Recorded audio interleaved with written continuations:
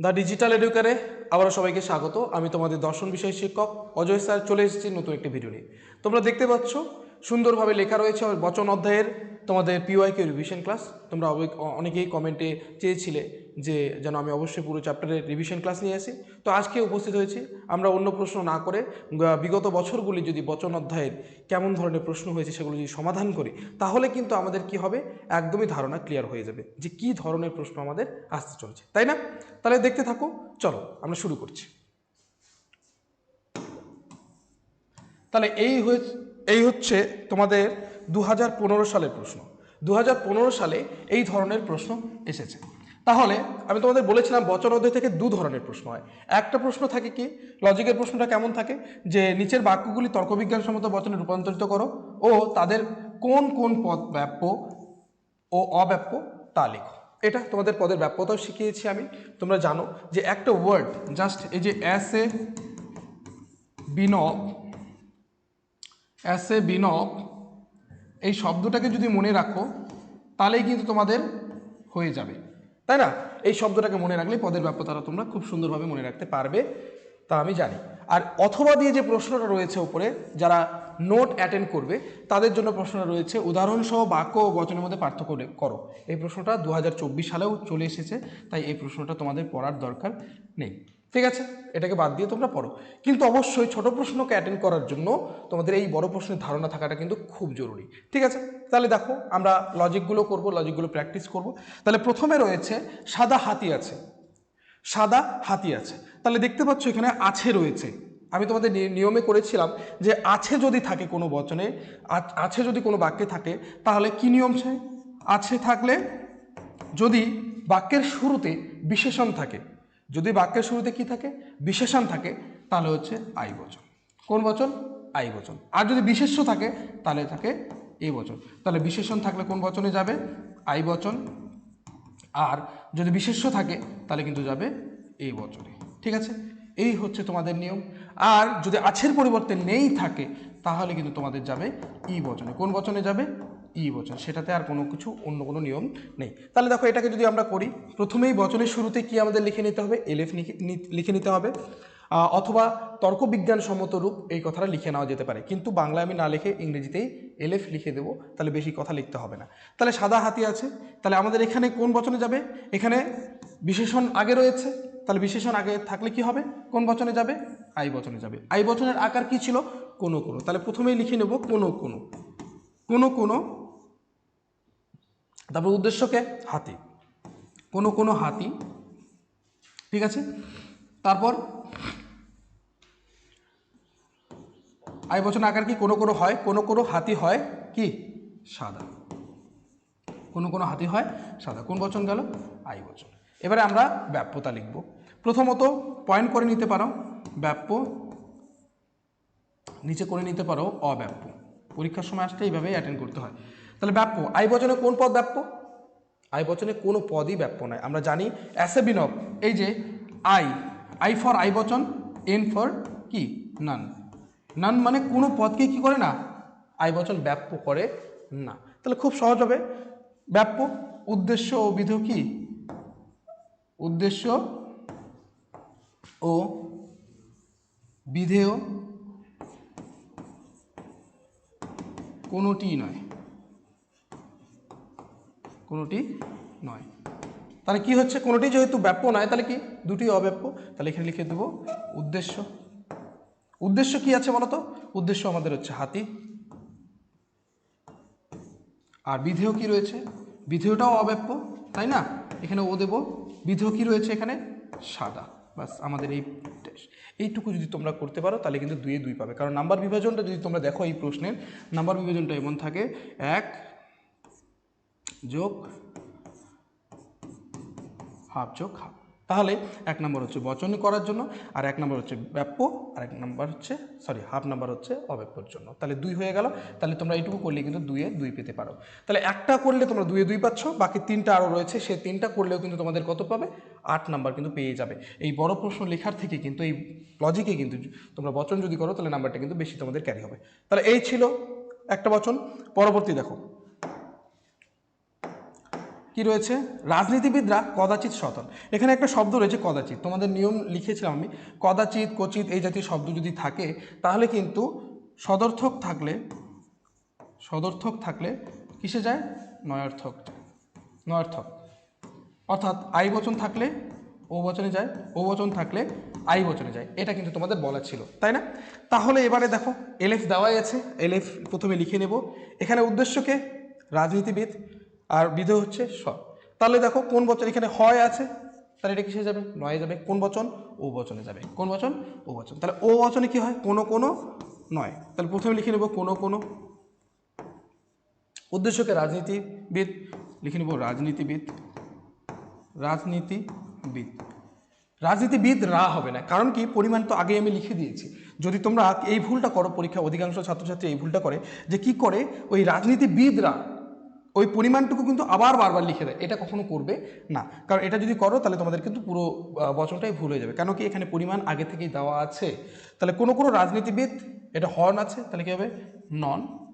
বিধেয় কি, সৎ, তাহলে হবে সৎ। তাহলে এটা কোন বচন, ও বচন।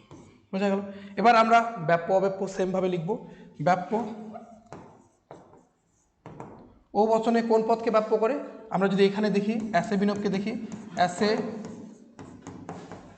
বিনব, অ্যাসে বিনবকে দেখি ও বচন, ও বচন যদি দেখি, ও বচনে কি, P, P for predicate, P for কি, প্রেডিকেট। প্রেডিকেট মানে বিধেয় পদ, বিধেয় পদকে ব্যাপ্য করছে, তাহলে লিখে দেবো বিধেয় পদ। আচ্ছা, বিধেয় পদ কি করে, বিধেয় পদ কি রয়েছে এখানে, সৎ, তাহলে সৎ পদটা কি রয়েছে, ব্যাপ্য রয়েছে। আর যদি অব্যাপ্য দেখি তাহলে দেখব এই যে অব্যাপ্য, অব্যাপ্য কোন পদ হচ্ছে, আমরা কিন্তু জানি ও বচনে বিধেয় পদ ব্যাপ্য, তার মানে উদ্দেশ্য পদটা অব্যাপ্য। উদ্দেশ্য পদ কি রয়েছে এখানে, এখানে লিখে দেবো উদ্দেশ্য পদ। এবার উদ্দেশ্য পদ আমাদের কি, রাজনীতিবিদ, রাজনীতিবিদ। ব্যাস, আমাদের এটাও কিন্তু সম্পূর্ণ হয়ে গেল। এইটুকু করলেই কিন্তু তোমরা 2 নাম্বার পেতে চলেছ। ঠিক আছে, তাহলে দেখো পরেরটা লিখে নাও সবাই। এবারে দেখো নিরামিষাশী বাঘ নেই, কিছুক্ষণ আগে তোমাদের আছে আর নেইয়ের, এই যে আছের নিয়ম বলতে গিয়ে কিন্তু তোমাদের নেইয়ের নিয়মটা বলে দিয়েছি। নেইয়ের নিয়ম কি ছিল, যে নেই থাকলে, বাক্যের শেষে যদি নেই থাকে তাহলে কোন বচনে হবে, ই বচন হবে। কোন বচন হবে, ই বচন। ই বচনের আকার কি, কোনো নয়। ই বচনের আকার হলো কোনো নয়। তাহলে বচনের শুরুতে কি হবে, কোনো।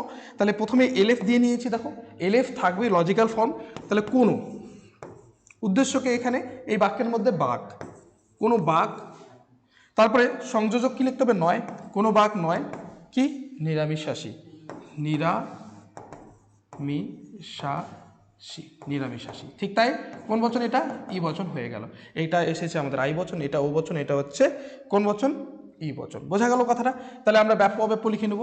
তাহলে ব্যাপ্য, ব্যাপ্য কোন পদ, ব্যাপ্য অব্যাপ্য, আমি দুটোই লিখে নিচ্ছি। তাহলে ব্যাপ্য দেখো ভালো করে, ই বচন কি করে, অ্যাসে বিনব যদি দেখি, অ্যাসে বিনব যদি আমরা দেখি, অ্যাসে বিনব যদি আমরা দেখি তাহলে কিন্তু একটা জিনিস বুঝবো যে ই ফর ই বচন, আর বি ফর কি, বোথ। বোথ মানে উভয়, উদ্দেশ্য বিধেয় উভয়কে কি করে, ব্যাপ্য করে। তাহলে খুব সুন্দরভাবে আমরা এখানে লিখে নিতে পারি, কি করব, উদ্দেশ্য, উদ্দেশ্যপদ, উদ্দেশ্যপদ কি রয়েছে এখানে, উদ্দেশ্যপদ রয়েছে বাঘ, তাহলে বাঘ পদটাকে ব্যাপ্য করছে, তাই না। ও এখানে তার সঙ্গে সঙ্গে বিধেয় পদটাকেও করছে, কিন্তু কোন পদকে করছে এখানে, বিধেয় পদ। তাহলে বিধেয় পদ এখানে কি রয়েছে, দেখো নিরামিষাশী, তাহলে নিরামিষাশী কথাটাও লিখে দেব, নিরামিষাশী। তাহলে দেখো এবার অব্যাপ্য কি থাকছে, তাহলে উদ্দেশ্য বিধেয় যদি উভয় পদকে যদি ব্যাপ্য করে তাহলে অব্যাপ্য আর কোনো পদই থাকছে না, অব্যাপ্য কোনো পদই থাকছে না। তাহলে কি, উদ্দেশ্য, উদ্দেশ্য ও বিধেয় কোনো পদে নেই, কোনো পদে কি থাকছে না, অব্যাপ্য থাকছে না। হয়ে গেল, এটাও তোমাদের 2 নাম্বার।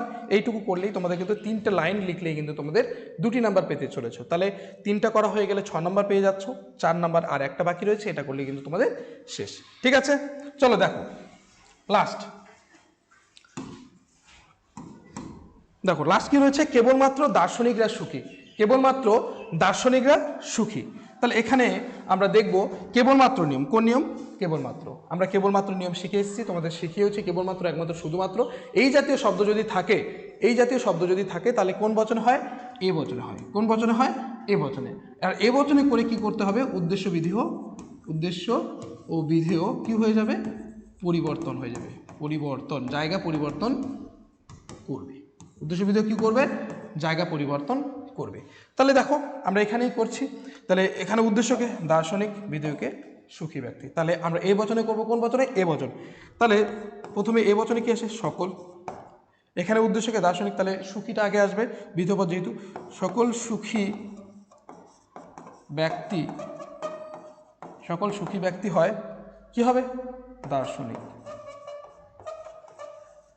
সকল সুখী ব্যক্তি হয় দার্শনিক।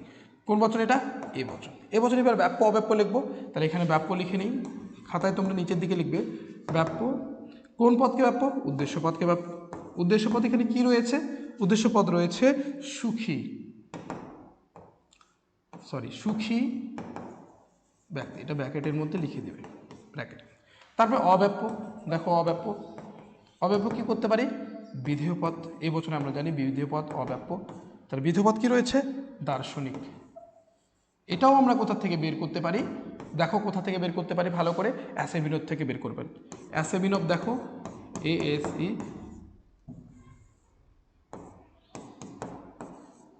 অ্যাসে বিনোদ থেকে বের করতে পারি।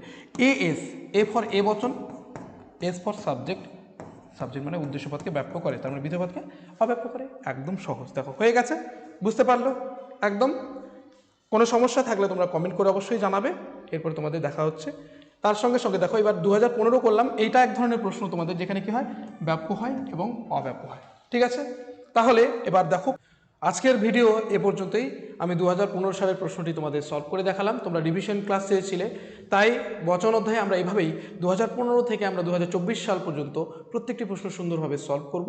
তোমরা দেখতে থাকো, তোমরা রিভিশন এভাবেই করো, প্রিভিয়াস প্রশ্নগুলোকে ঘাটো, যত প্রিভিয়াস প্রশ্ন ঘাটবে তত তোমরা জানতে পারবে যে কোন ধরনের প্রশ্ন তোমাদের হতে চলেছে। ঠিক আছে, যারা দূর দূরান্ত থেকে দেখছো আমাদের ভিডিও, তাদেরকে অসংখ্য ধন্যবাদ। তোমরা তোমাদের বন্ধু বান্ধবীদের শেয়ার করতে ভুলবে না। এত সুন্দর কোয়ালিটির ক্লাস, অবশ্যই তোমরা 100তে 100 পেতে চলেছো। আর অবশ্যই যারা এডুকেয়ার একাডেমির কাছাকাছি রয়েছে তারা অবশ্যই অফলাইনে ভর্তি হয়েছে, আমাদের অফলাইনে ভর্তি প্রক্রিয়া এখনও চলছে। আর লাইক কমেন্ট শেয়ার করতে ভুলবে না, তোমাদের একটি কমেন্ট কিন্তু আমাদের অনেক পরিমাণে আগ্রহ জাগিয়ে দিচ্ছে। তাই যারা কমেন্ট করছো তাদেরকে অসংখ্য ধন্যবাদ, যারা করছো না তারা অবশ্যই কমেন্ট করো, কারণ আমরা তোমাদের এই আগ্রহটা দেখতে চাই, আমাদের আরও আগ্রহ দেবে, আরও আমরা যেন ভালো করে পড়াতে পারি। ঠিক আছে, তাহলে দেখা হচ্ছে, এবারে 2016 সালের প্রশ্ন নিয়ে আসবো। Thank you so much.